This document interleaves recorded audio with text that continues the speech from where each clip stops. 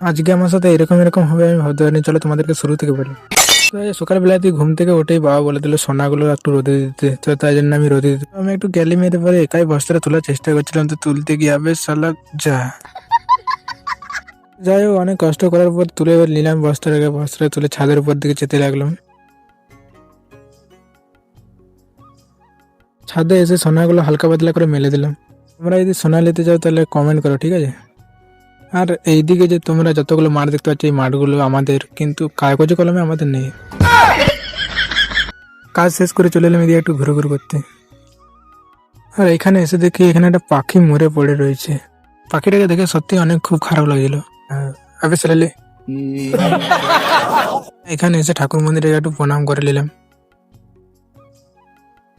আর আমরা এসেছিলাম এই তিনটে বন্ধু, আর এই ফাঁকা গ্রাউন্ডটা দেখতে পাচ্ছি এখানে আমরা ফুটবল খেলতাম আগে।